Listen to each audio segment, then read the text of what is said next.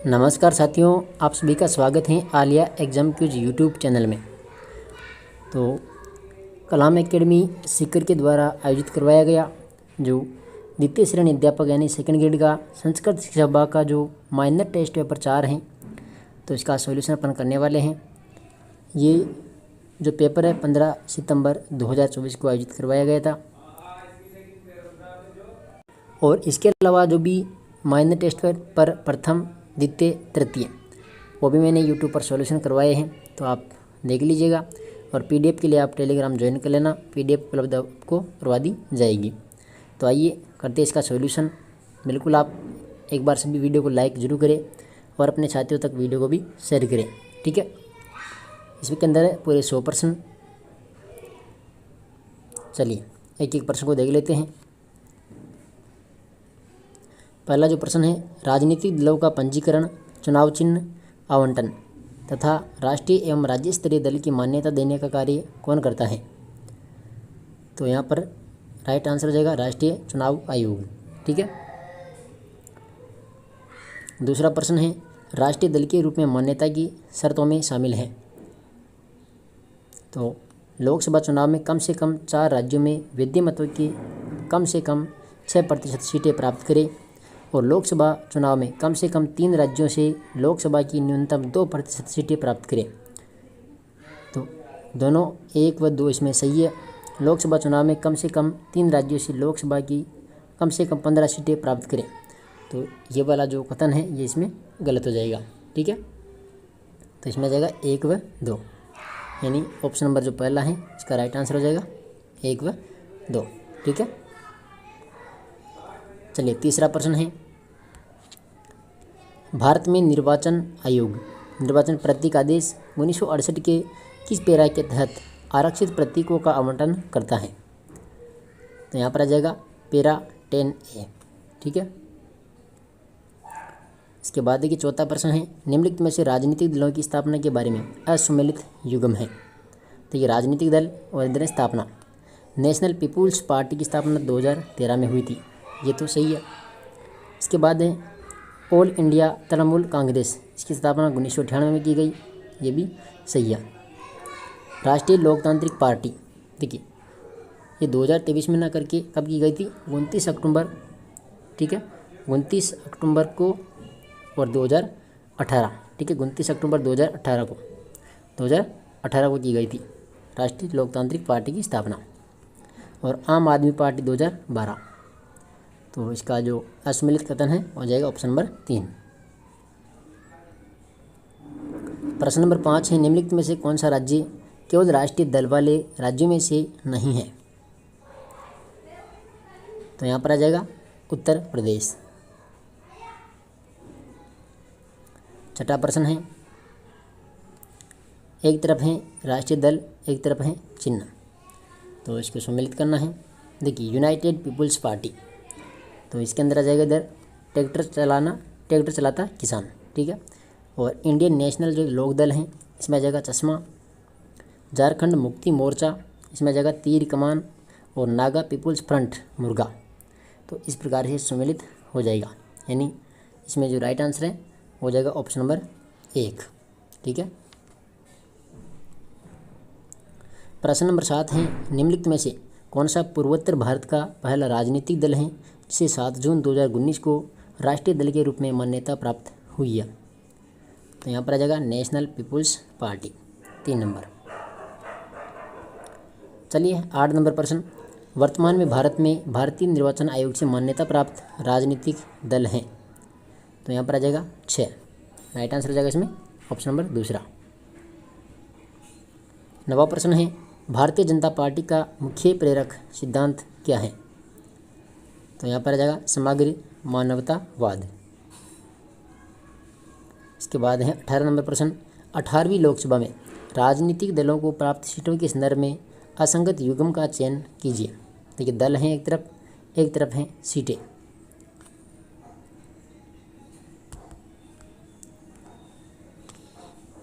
देखिए अखिल भारतीय तृणमूल कांग्रेस, इसमें 29 सीटें। भारतीय जनता पार्टी की 240 सीटें।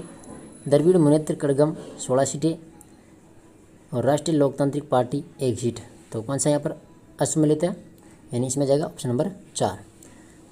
आप कमेंट में बताना जो राष्ट्रीय लोकतांत्रिक पार्टी है इसकी यहाँ पर सीटें कितनी आएगी, ठीक है, ये आप कमेंट के माध्यम से जरूर बताइए।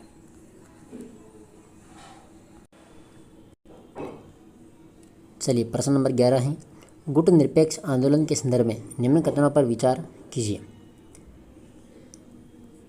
देखिए, पंडित जवाहरलाल नेहरू को इस आंदोलन का प्रवर्तक माना जाता है। इस आंदोलन का प्रथम सम्मेलन बेलग्रेड में हुआ था। अप्रैल 1955 में बांडुंग सम्मेलन में इस आंदोलन की पृष्ठभूमि रची गई थी। तो यहाँ पर सत्य कथन पूछा है, तो ये तीनों के तीनों जो कथन हैं यहाँ पर सत्य हो जाएगा, ठीक है। तो इसमें जाएगा 1, 2 और 3, ऑप्शन नंबर चौथा। इसके बाद देखिए 12 नंबर क्वेश्चन है, निम्नलिखित में से अफ्रीकी एशियाई देशों के बांडुंग सम्मेलन के प्रमुख प्रारूपकार थे। तो यहाँ पर जाएगा colonel Gamal Abdel Nasser, Sukarno, Marshal Tito और क्वामे नुक्रमा, यानी 1, 2, 3, 4 सही हो जाएगा, चौथा ऑप्शन। 13 नंबर का प्रश्न है, प्रथम गुट निरपेक्ष यूथ समिट का आयोजन कहाँ किया गया था। तो यहाँ पर आ जाएगा अजरबैजान के अंदर। प्रश्न नंबर 14 है, लुक ईस्ट पॉलिसी के संदर्भ में असत्य कथन है। देखिए, पीवी नरसिम्हा राव को इस पॉलिसी का श्रेय जाता है। इस पॉलिसी के कारण भारत आसियान संबंधों का विस्तार हुआ है। वर्ष 2009 में भारतीय आसियान शिखर सम्मेलन की शुरुआत हुई थी। प्रधानमंत्री नरेंद्र मोदी के द्वारा वर्ष 2014 में पूर्व की ओर देखो नीति का नाम बदलकर ईस्ट नीति कर दिया गया। तो कौन सा असत्य कथन है यहाँ पर, ऑप्शन नंबर तीसरा, ठीक है। आप कमेंट में बताना भारतीय आसियान शिखर सम्मेलन की शुरुआत कब हुई थी, ठीक है। चलिए 15 नंबर क्वेश्चन है, इंडिया आउट अभियान का संबंध निम्न में से किस देश से है। तो यहाँ पर आ जाएगा मालदीव से।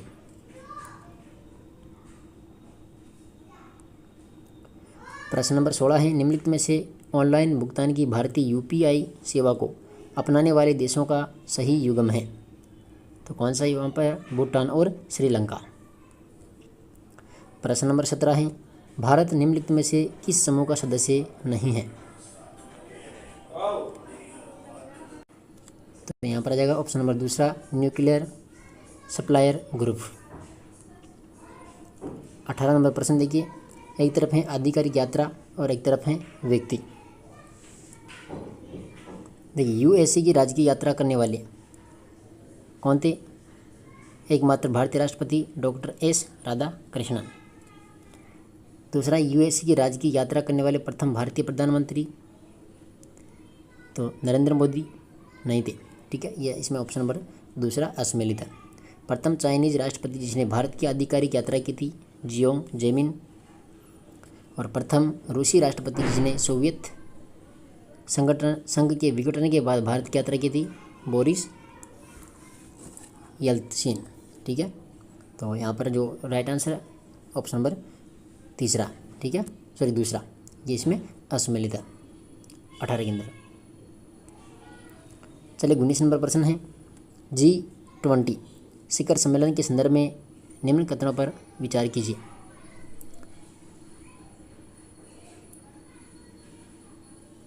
देखिए, पहला है कि 18वीं शिखर सम्मेलन भारत की अध्यक्षता में नई दिल्ली में 9 से 10 सितंबर 2023 को की गई थी, ठीक है। थीम थी इसकी वसुधैव कुटुंबकम, और इस सम्मेलन में अफ्रीकन संघ को G20 का सदस्य बनाया गया था। तो इसमें तीनों ही कथन सही है, 1, 2 और 3। राइट आंसर जाएगा ऑप्शन नंबर चौथा। चलिए 20 नंबर प्रश्न है, निम्नलिखित में से इसे भारतीय विदेश नीति का शिल्पकार कहा जाता है। तो किसको कहा जाता है, तो यहाँ पर राइट आंसर है पंडित जवाहरलाल नेहरू को। 21 नंबर प्रश्न है, संयुक्त राष्ट्र सुरक्षा परिषद के संदर्भ में निम्न कथनों पर विचार कीजिए। देखिए, सुरक्षा परिषद के अस्थायी सदस्य के रूप में भारत का कार्यालय 16 वर्ष रहा है। तो इसमें यही वाला सही है, यानी ऑप्शन नंबर 1। दूसरा भी देख लो कि भारत को वर्तमान तक सुरक्षा परिषद में अस्थायी सदस्य के रूप में 6 बार चुना गया, जो कि गलत है, ठीक है। 22 नंबर है, निम्नलिखित में से संयुक्त राष्ट्र महासचिव जिन्हें नोबेल शांति पुरस्कार से सम्मानित नहीं किया गया, तो वे कौन थे। तो यहाँ पर आ जाएगा बान की मून। 23 नंबर प्रश्न है, निम्नलिखित वक्तव्यों पर विचार करें। देखिए यहाँ पर संयुक्त राष्ट्र संघ द्वारा 2018 में टिकाऊ विकास के लक्ष्य अपनाए गए नहीं। संयुक्त राष्ट्र में पहली एकल देश दक्षिण सहयोग पहल जून 2017 में भारत संयुक्त राष्ट्र विकास भागीदारी कोष के माध्यम से शुरू की गई थी। तो इसमें ये दूसरा सही है, यानी ऑप्शन नंबर जो 2 है ये इसका राइट आंसर हो जाएगा। 24 नंबर है, 2021-22 में UNSC के कार्यालय के कार्यकाल के लिए भारत का प्राथमिक उद्देश्य एक सुधारित बहुपक्षीय प्रणाली के लिए एक अभिविन्यास लागू करना था, जिसे नाम दिया गया। तो क्या नाम दिया गया था यहाँ पर?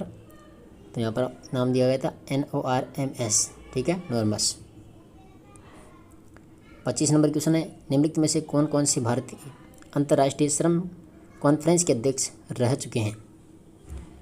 तो यहाँ पर श्री जगजीवन राम, सर अतुल चटर्जी, डॉक्टर नागेंद्र सिंह और डॉक्टर रविंदर वर्मा, यानी इसमें सभी के सभी राइट है, उपरोक्त सभी।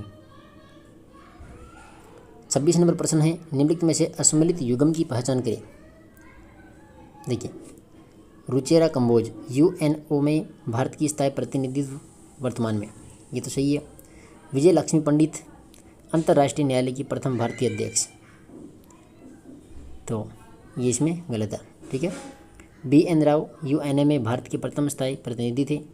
चिन्मय रजनीनाथ गारेखान कोसेको के सामाजिक व आर्थिक परिषद के अध्यक्ष, तो इसमें जो 26 नंबर का राइट आंसर है ऑप्शन नंबर दूसरा।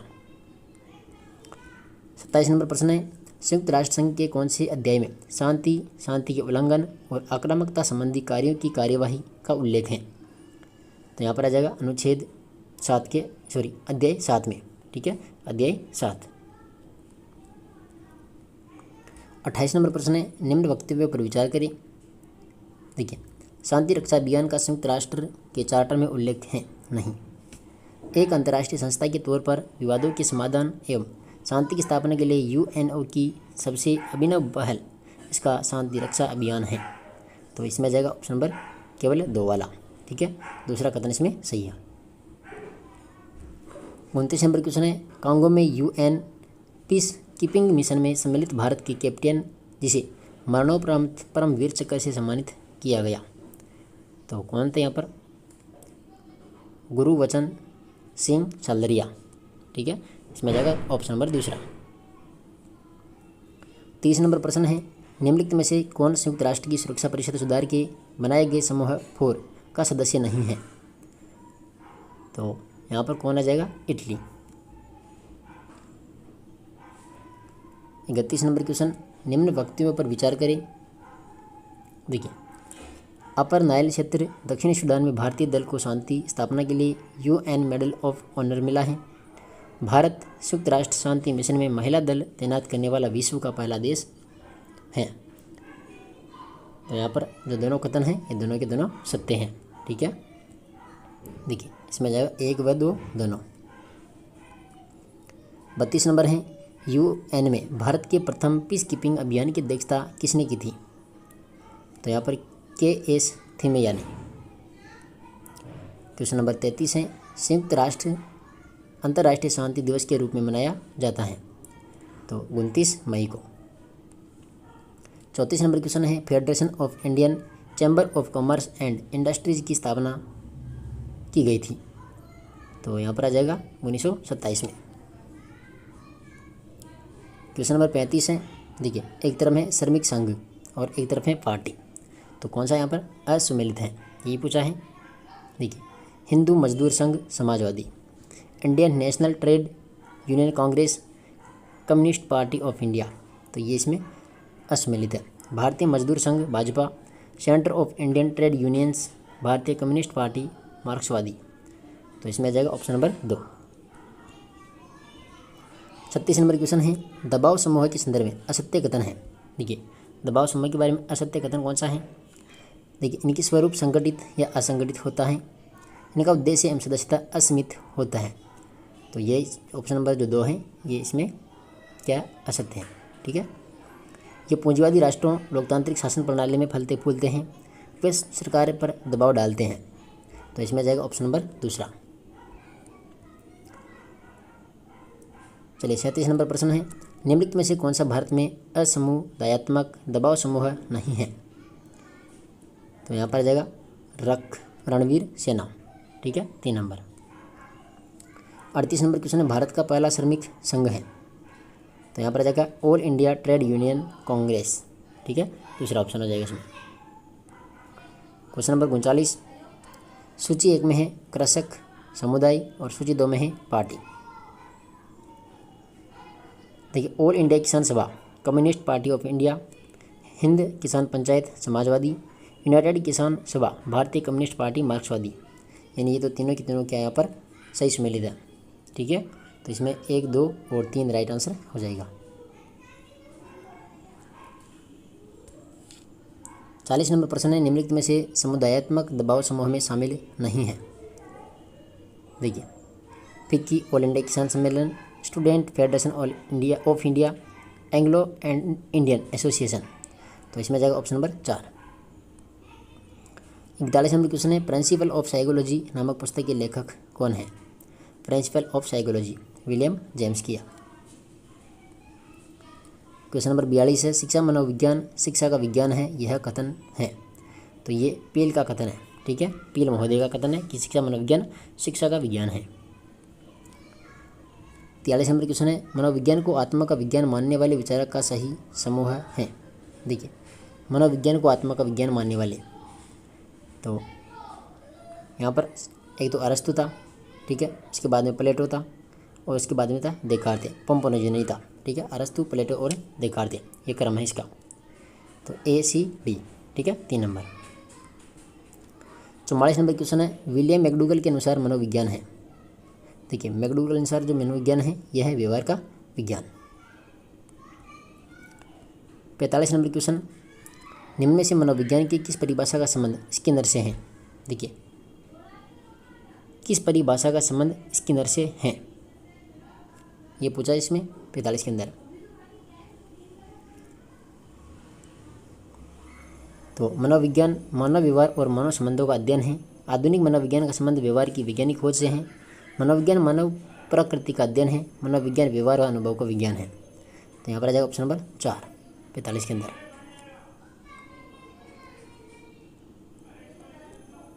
चलिए, क्वेश्चन नंबर 46 है, विलियम वुंड ने लिपजिंग में प्रथम मनोविज्ञान प्रयोगशाला की स्थापना कब की थी? तो ये 1879 ईस्वी में। ठीक है, लिपजिंग नामक शहर में। 47 नंबर क्वेश्चन है, मनोविज्ञान में व्यवहारवाद का प्रवर्तक माना जाता है? तो यहाँ पर आ जाएगा वाटसन को। 48 नंबर क्वेश्चन है, शिक्षा मनोविज्ञान अध्ययन है? देखिए, शिक्षा मनोविज्ञान अध्ययन है, शिक्षण प्रक्रिया का अध्ययन है, अधिगम का है, अधिगमकर्ता का है। यानी सभी की सभी जाएगा इसमें ABC। ठीक है, 48 के अंदर। क्वेश्चन नंबर 49 है, एक शिक्षक के लिए मनोविज्ञान की उपयोगिता जिस क्षेत्र में है वह है? तो यहाँ पर आ जाएगा, देखिए, अध्ययन प्रक्रिया हेतु उचित शिक्षण विधियों का प्रयोग, बालकों के सर्वांगीण विकास में, कक्षा कक्ष की समस्या समाधान में, यानी उपयुक्त सभी। 50 नंबर क्वेश्चन है, निम्न में से कौन संज्ञानवादी मनोवैज्ञानिक है? संज्ञानवादी मनोवैज्ञानिक, तो यहाँ पर आ जाएगा Jerome S Bruner. 51 number question है, निम्न में से कौन सा शिक्षा मनोविज्ञान का कार्य नहीं है? तो असामान्य मनोविज्ञान वाले व्यक्तियों को समझना। ठीक है, ऑप्शन नंबर 4। 52 नंबर क्वेश्चन है, किसके अनुसार शिक्षा मनोविज्ञान व्यक्ति के जन्म से लेकर वृद्धावस्था तक सीखने संबंधी अनुभवों का वर्णन और व्याख्या करता है? तो यहाँ पर आ जाएगा crow and crow. 53 number question है, रचनावादी अधिगम में शिक्षा की भूमिका होती है? तो एक निर्देशक की होती है। ठीक है, 4 नंबर। 54 नंबर क्वेश्चन है, निम्न में से विकास का सिद्धांत नहीं है? विकास का सिद्धांत नहीं है, कौन सा नहीं है? देखिए, विशिष्टीकरण से सामान्य की ओर बढ़ने का सिद्धांत। ठीक है, विकास का जो सिद्धांत होता है, निश्चित प्रतिमान का सिद्धांत, समन्वय का सिद्धांत, निरंतरता का सिद्धांत। ऑप्शन नंबर जो 2 है इसमें गलत है। ठीक है, प्रश्न नंबर 55 है, विकास के फलस्वरूप व्यक्ति के नवीन विशेषताएं और नवीन योग्यताएं प्रकट होती हैं, यह कथन है? तो ये हरलोक का कथन है कि जो विकास के फलस्वरूप व्यक्ति में नवीन विशेषताएं और नई योग्यताएं प्रकट होती हैं। 56 नंबर क्वेश्चन है, विकास के विषय में असत्य कथन है। देखिए, विकास व्यक्ति के संपूर्ण संगठन पक्षों में परिवर्तन को दर्शाता है। सही है। विकास पूर्ण रूप से मापनीय है। नहीं, विकास को कभी मापा नहीं जाता। ठीक है। विकास जीवन पर्यंत चलने वाली क्रमिक और प्रगतिशील श्रृंखला है। विकास में गुणात्मक परिवर्तन भी सम्मिलित होते हैं। तो इसमें ऑप्शन नंबर जो दूसरा है ये इसमें असत्य कथन है। 57 नंबर क्वेश्चन है, विकास के विषय में असत्य कथन है। देखिए, विकास अंतःक्रिया का फल है। सही है। विकास एक व्यवस्थित श्रृंखला का अनुगामी है। नहीं, विकास ऐतिहासिक दशाओं से प्रभावित नहीं होता। सही है। विकास सांस्कृतिक परिवर्तनों से प्रभावित होता है। ये भी सही है। ठीक है। तो ऑप्शन नंबर जो दूसरा है ये इसमें असत्य कथन हो जाएगा 57 के। रुको, देखिए 57 के अंदर वापस देखिए, विकास के विषय में असत्य कथन पहुँचाना 57 में, इसमें आ जाएगा ऑप्शन नंबर तीसरा। ठीक है। विकास ऐतिहासिक दशाओं से प्रभावित नहीं होता, तो ये असत्य कथन है इसमें। विकास एक व्यवस्थित श्रृंखला का अनुगामी है, ये भी सही है। ठीक है। बाकी तीनों कथन सही है। इसमें आ जाएगा ऑप्शन नंबर तीसरा 57 के अंदर। चलिए 58 नंबर क्वेश्चन है, विकास केंद्र से परिधि की ओर अग्रसर होता है। विकासात्मक दिशा का यह सिद्धांत क्या कहलाता है? तो यहाँ पर आ जाएगा प्रोक्सिमोमोडिस्टल। ठीक है। प्रोक्सिमोडिस्टल 3 नंबर। चलिए क्वेश्चन नंबर 59 है, बरुंदरी के संज्ञानात्मक विकास की अवस्था जो पियाजी के ठोस संक्रियात्मक अवस्था के समानांतर है वह है। तो यहाँ पर आ जाएगा संकेतात्मक अवस्था। क्वेश्चन नंबर 60 है, 8 से 12 वर्ष की आयु के बालक का संबंध पियाजे के नैतिक विकास सिद्धांत की किस अवस्था से है? तो यहाँ पर आ जाएगा नैतिक समानता। 61 नंबर क्वेश्चन है, ब्रिजेज के अनुसार उत्तेजना किस विकास का भाग है? उत्तेजना, तो यहाँ पर आ जाएगा संवेगात्मक विकास का। 62 नंबर क्वेश्चन है, वुडवर्थ के अनुसार मानसिक विकास, देखिए 15 से 20 वर्ष की आयु में अपनी उच्चतम अवस्था में पहुंच जाता है। रिक्त स्थान पूर्ति हेतु उचित युग्म का चयन कीजिए। तो 15-20 ऑप्शन नंबर 2। 63 नंबर क्वेश्चन है, पियाजे के अनुसार किशोरावस्था में संज्ञानात्मक विकास की कौन सी अवस्था प्रारंभ होती है? तो यहाँ पर आ जाएगा औपचारिक कार्यात्मक अवस्था। 64 नंबर क्वेश्चन, निम्न में से वृद्धि और विकास के कौन से आयाम एक दूसरे से जुड़े हुए हैं? देखिए, शारीरिक, बौद्धिक, सामाजिक, संवेगात्मक, नैतिक, सभी के सभी आपस में जुड़े हुए हैं, उपरोक्त सभी। 65 नंबर क्वेश्चन है, निम्न में से किस अवस्था में बालक अपने समकक्षी वर्ग के सक्रिय सदस्य बनते हैं? तो यहाँ पर आ जाएगा उत्तर बाल्यावस्था। क्वेश्चन नंबर 66 है, ब्रुनर ने संज्ञानात्मक विकास के 3 महत्वपूर्ण चरणों की पहचान की। निम्नलिखित में से इन चरणों के सही क्रम का चयन कीजिए। इसमें आ जाएगा एनेक्टिव, प्रतीकात्मक और प्रतीकात्मक, तीसरा ऑप्शन। क्वेश्चन नंबर 66 है, निम्नलिखित में से कौन सी किशोरावस्था की विशेषता नहीं है? देखिए, किशोरावस्था की विशेषता नहीं है, तो यहाँ पर आ जाएगा तीव्र समायोजन। ठीक है। क्वेश्चन नंबर 68 है, पियाजे के अनुसार विकास की अवस्थाओं में वह अवस्था जिसमें बालक अनभिज्ञ होता है कि यद्यपि कोई वस्तु दिखाई नहीं दे रही है फिर भी वह अस्तित्व में है, वह अवस्था कहलाती है। तो 68 के अंदर जाएगा संवेदीगामक अवस्था। क्वेश्चन नंबर 69 है, लॉरेंस कोहलबर्ग के अनुसार निम्नलिखित में से कौन सा नैतिकता के विकास का निश्चित और सार्वभौमिक स्तर नहीं है? तो 69 में जाएगा पश्च नैतिक अवस्था, 3 नंबर। चलिए क्वेश्चन नंबर 70, विभिन्न अध्ययनों के आधार पर स्पष्ट हुआ है कि जन्म से 2 वर्ष तक बालक का विकास द्रुत गति से होता है एवं यह धीमा हो जाता है। तो यहाँ पर आ जाएगा 2 वर्ष से किशोरावस्था तक। चलिए क्वेश्चन नंबर 71 है, शारीरिक, मानसिक एवं व्यक्तित्व विकास की मूल आधारशिला किस काल में रखी जाती है? तो यहाँ पर आ जाएगा शैशवावस्था। क्वेश्चन नंबर 72 है, कोहलबर्ग के नैतिक विकास सिद्धांत की 5वीं अवस्था है। तो यहाँ पर आ जाएगा सामाजिक अनुबंध एवं व्यक्तिगत अधिकार। क्वेश्चन नंबर 73 है, संज्ञानात्मक विकास का निर्धारक है। तो यहाँ पर आ जाएगा आनुवांशिकता। क्वेश्चन नंबर 74 है, मौजूदा ज्ञान में नई जानकारी को शामिल करने की प्रक्रिया को कहते हैं। तो यहाँ पर आ जाएगा आत्मसातीकरण। क्वेश्चन नंबर 75 है, पियाजे के द्वारा प्रतिपादित बालक के संज्ञानात्मक विकास के सिद्धांत में 7 से 12 वर्ष की अवस्था को कहा गया है। तो 75 में हो जाएगा मूर्त संक्रियात्मक अवस्था। क्वेश्चन नंबर 76 है, शैक्षिक मनोविज्ञान अंतर्निहित सक्षमताओं तथा क्षमताओं का अध्ययन करता है। तो यहाँ पर आ जाएगा व्यक्तिगत विभिन्नताओं का। 77 नंबर क्वेश्चन है, अपने संपूर्ण रूप में सारे भेद और अंतर जो एक व्यक्ति को दूसरे से अलग करते हैं, व्यक्तिगत विभिन्नताओं के संबंध में उपरोक्त परिभाषा किसने दी है। तो 77 में जाएगा बी गुड में। क्वेश्चन नंबर 78 है, निम्न में से बालकों में व्यक्तित्व भेद पाए जाते हैं। देखिए व्यक्तित्व भेद पाए जाते हैं, तो 78 के अंदर क्या हो जाएगा, उपलब्धि संबंधी। ठीक है, 4 नंबर,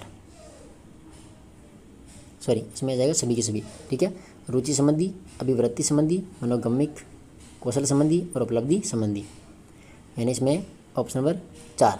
ठीक है, उपरोक्त सभी। चलिए क्वेश्चन नंबर 79 है, भारत की विविध सांस्कृतिक भिन्नताओं में से व्यक्तिगत भिन्नता का मनोवैज्ञानिक आधार कौन सा है। तो यहाँ पर आ जाएगा बौद्धिक भिन्नता। क्वेश्चन नंबर 80 है, व्यक्तिक भिन्नता का क्या अर्थ है। तो यहाँ पर कोई दो व्यक्ति शारीरिक मानसिक योग्यता और संवेगात्मक दशा में समान और एक जैसे नहीं होते। ठीक है, प्रश्न नंबर 81 है, निम्न में से वह बालक जिनका निष्पादन मानने के ऊपर तथा नीचे इस प्रकार विचलित होता है कि उनके अध्यापन हेतु विशेष शिक्षा की आवश्यकता पड़े। तो इसमें आ जाएगा विशिष्ट बालक। 82 नंबर क्वेश्चन है, निम्नलिखित में से प्रतिभाशाली बालकों के कुछ समायोजन के क्या कारण हो सकते हैं। तो इसमें आ जाएगा विद्यालय में समृद्ध शैक्षिक कार्यक्रम का अभाव, अनुचित आदत एवं अरुचि का निर्माण होना, कक्षा की गतिविधियों की चुनौतीपूर्ण न होने पर वह निरस्ता का अनुभव करते हैं। इसमें आ जाएगा उपरोक्त सभी। 83 नंबर क्वेश्चन है, जब विद्यालय की कक्षा में एक बच्चा जो के प्रश्न पूछता है एवं जिसकी अभिरुचि एवं अभिवृत्ति विस्तृत है वह है, तो वह कैसा बालक है, प्रतिभाशाली बालक। 84 नंबर क्वेश्चन है, प्रतिभाशाली बालकों की पहचान करने के लिए हमें सबसे अधिक महत्व देना चाहिए। तो सबसे अधिक महत्व देना चाहिए वस्तुनिष्ठ परीक्षणों के परिणामों को। 85 नंबर क्वेश्चन है, निम्नलिखित में से बाल अपराध का कारण नहीं है। देखिए वंशानुक्रम संबंधी कारण, माता पिता में अनबन, परिवार के सदस्यों का सहानुभूति व्यवहार, धार्मिक एवं यौन शिक्षा का अभाव। तो इसमें आ जाएगा ऑप्शन नंबर 3, परिवार के सदस्यों का सहानुभूतिपूर्ण व्यवहार। 86 नंबर क्वेश्चन है, निम्नलिखित में से कौन सा बाल अपराध का पर्यावरणीय कारक नहीं है। तो कौन सा नहीं है यहाँ पर, शारीरिक दोष एवं भिन्नताएं। देखिए माता पिता का तिरस्कार, आर्थिक स्थिति, अत्यधिक कठोर अनुशासन। तो इसमें चौथा ऑप्शन राइट है। 87 नंबर क्वेश्चन है, निम्न में से बाल अपराध के उपचार हेतु निरोधात्मक विधियों में सम्मिलित नहीं है। तो यहाँ पर आ जाएगा पुनर्वास विधि। क्वेश्चन नंबर 88 है, जो बालक स्कूल जीवन के मध्य में अपनी आयु स्तर की कक्षा से एक नीचे की कक्षा का कार्य करने में असमर्थ हो वह है। तो यहाँ पर आ जाएगा मानसिक रूप से मंद बालक। क्वेश्चन नंबर 89 है, समायोजन प्रक्रिया के दौरान विद्यार्थीगण बहुत सी विरोधाभासी परिस्थिति से गुजरते हैं। उदाहरण स्वरूप एक विद्यार्थी शिक्षक के सामने अपनी गलतियों को स्वीकार करना चाहता है, पर इसके साथ ही वह शिक्षक के द्वारा दंडित होने से भी डर जाता है या डरा है। निम्न में से किसके सापेक्ष में इसे अच्छी तरह समझाया गया है। तो यहाँ पर जाएगा पद्धति वर्जन विरोधाभासी। क्वेश्चन नंबर 90 है, एक व्यक्ति को बचपन में कुत्ता काट लेता है, कालांतर उसके मन में कुत्तों के प्रति डर बैठ जाता है, किंतु उसे यह याद नहीं रहता कि इस डर का जन्म कहाँ हुआ। यह दृष्टांत समायोजन की किस युक्ति को दर्शाता है। तो यहाँ पर आ जाएगा दमन। क्वेश्चन नंबर 91 है, हरि वन वृक्षारोपण अभियान किस विभाग के द्वारा चलाया गया था। तो यहाँ पर आ जाएगा चिकित्सा एवं स्वास्थ्य विभाग के द्वारा। क्वेश्चन नंबर 92 है, निम्नलिखित में से असंगत युग्म का चयन कीजिए। आयोजन और एक तरफ है स्थल। The great Indian travel bazaar JECC Sitapura Jaipur, सही है। Wed in India expo Albert hall Jaipur? नहीं, जयपुर में तो किया गया था, लेकिन कहाँ पर किया गया था? रामबाग पैलेस में। ठीक है, इसमें आ जाएगा रामबाग पैलेस। इधर देखिए, राष्ट्रीय सहकार मसाला मेला ज्वार कला केंद्र जयपुर, सही है। मिरेकल ऑन व्हीकल कार्यक्रम समरस ऑडिटोरियम कोटा, ये भी सही है। तो इसमें दूसरा ऑप्शन असंगत है। क्वेश्चन नंबर 93 है, दी ट्री, यहाँ पर है ट्री आउटसाइड फॉरेस्ट इन राजस्थान योजना के संबंध में निम्नलिखित कथनों पर विचार कीजिए। यह योजना Rajasthan ginning and rewinding mission के तहत संचालित की जा रही है, सही है। वित्त वर्ष 2024-25 में इस योजना के तहत 70,000 हेक्टेयर क्षेत्र पर पौधे लगाने का लक्ष्य रखा गया है, ये भी सही है। यानी 1 व 2 इसमें सही हो जाएगा, ऑप्शन नंबर इधर तीसरा। चलिए क्वेश्चन नंबर 94, राजस्थान में inter operable criminal justice system 2.0 परियोजना का क्रियान्वयन किस एजेंसी के द्वारा किया जाएगा? तो यहाँ पर आ जाएगा national crime record bureau. Question number 95, हाल ही में चिकित्सा एवं स्वास्थ्य विभाग के द्वारा मौसमी बीमारियों की मॉनिटरिंग हेतु कौन सा ऐप लॉन्च किया गया है? तो यहाँ पर आ जाएगा ODK ऐप।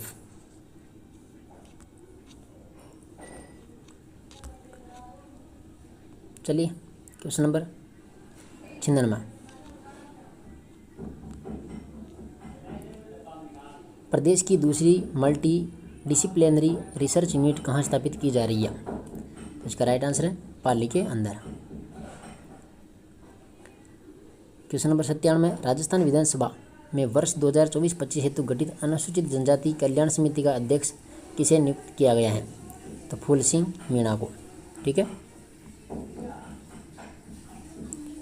क्वेश्चन नंबर 98 है, 77वें कॉन्स फिल्म फेस्टिवल में भाग लेने वाली लोक कलाकार सेनु स्पेरा का संबंध है? तो कालबेलिया नृत्य से। ठीक है,